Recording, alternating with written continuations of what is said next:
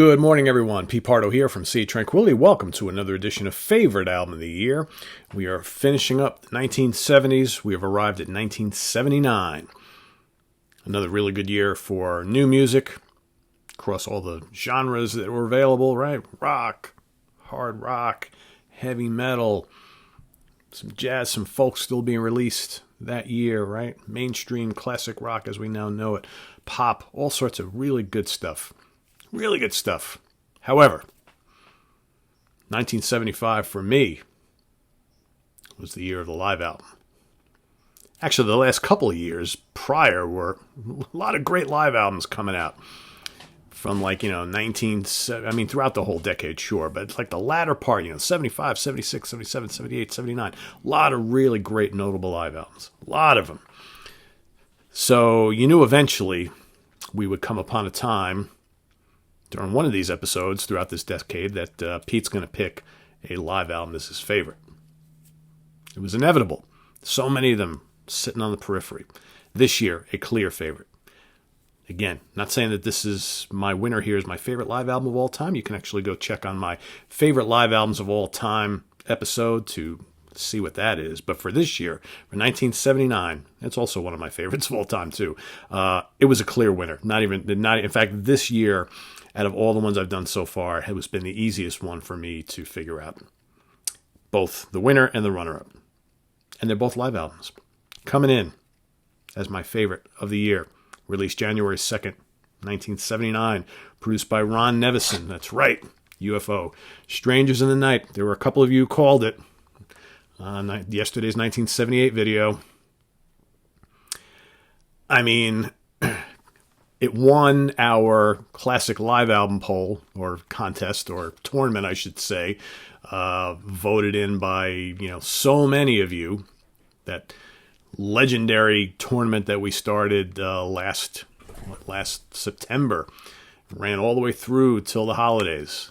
And round after round, UFO kept taking the victory and wound up winning the whole shebang. So, yeah, it's one of my favorite live albums of all time.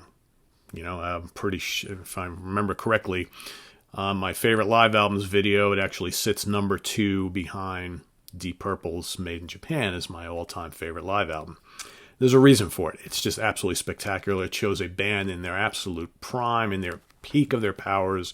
The last tour with Michael Schenker till the reunion over a decade later. I've got the reissue that's got the couple extra bonus tracks to make it seem like at the actual UFO set list of the day, but then I'm going to kind of read off of that. But, kicking it off with Hot and Ready and Cherry. All right, you got Let It Roll, a grandiose Love to Love, very underrated song. Much beloved by UFO fans, but I think it's one of those kind of like epic tracks from them that like more people who really are not familiar with UFO would actually really dig. You got Natural Thing, which kicked off the original LP, right? Natural Thing, kick-ass rock and roll. Out in the Street, Only You Can Rock Me, one of their great anthems. Mother Mary, and This Kids, all right. From what we've all read, those two tracks, actually, they re-recorded in the studio, added some live audience sounds too, whatever. You got their perennial number 1 favorite, Doctor, I'm a Loser, Lights Out, one of my favorite songs by the band ever, and Epic Rock Bottom, with a lengthy Michael Schenker guitar solo. It's really funny when you go read Michael's comments about some of the reasons why he left the band. One of his main gripes was that he was unhappy with this live album and thought that he didn't want to do any overdubs.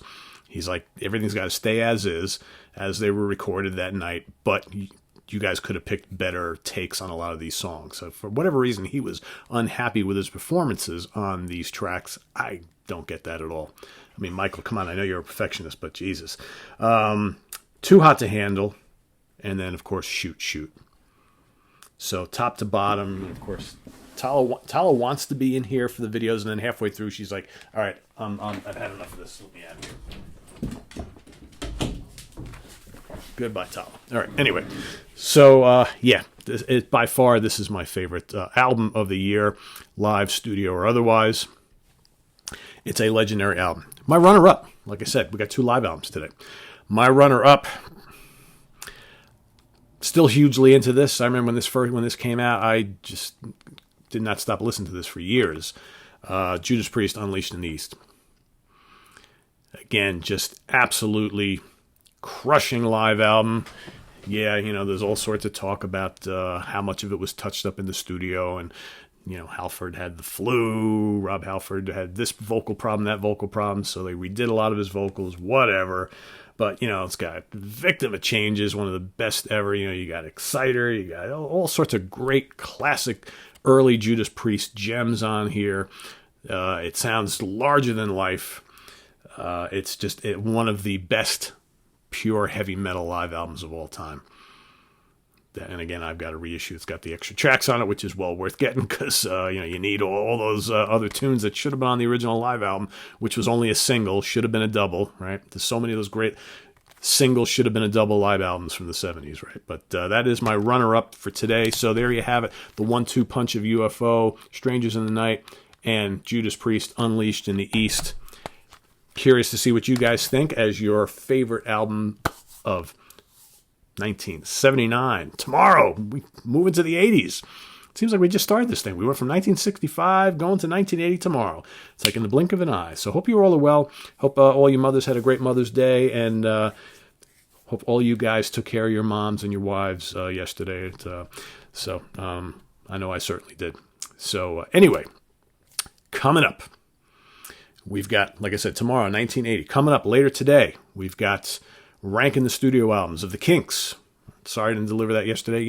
Yesterday I wanted to get to the Kinks show. I wanted to do a Monsters Den show, but, between all the Mother's Day stuff going on, finally had a little smidgen of good weather, so I got to do some yard work. Before you know it, it was early evening, and I was a little too tired to kind of do any more taping. So we're going to get the Monsters Den sometime this week. All right, I got the film already planned. Just need to kind of rewatch it again for the 100th time and do the video. So, and then, we got every day this week. Got favorite albums, things. We got more. Got a few top 10 song shows coming up this week. I'm going to really try hard to get to Riot. So many of you have been asking for Riot. Pete, can you do a show on Riot? So I'm going to do top 10 songs of Riot over the next couple days. I got to get my schedule ready and set with Chris Caffrey, because Chris Caffrey and I are going to do Sabotage top 10 songs. In fact, as soon as I get off this tape in here, I got to ping him and see what day he's ready.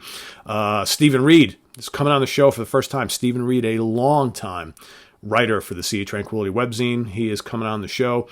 Going to be a regular on the show going forward. He and I are going to be ranking the albums of Magnum. Okay, as well as he's got a new product show we're going to do together. He's going to talk about some new CDs and things like that are out. So he's going to also take part in doing the reviews of the new stuff.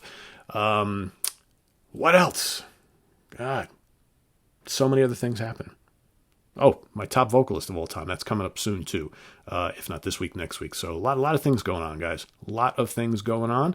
So make sure you don't miss it. Visit us on the web at www.seatranquility.org. We're on Facebook, we're on Twitter. Of course, we're on YouTube all the damn time. We'll see you guys later on with the Kinks. All right? Take care. Be good. Bye-bye.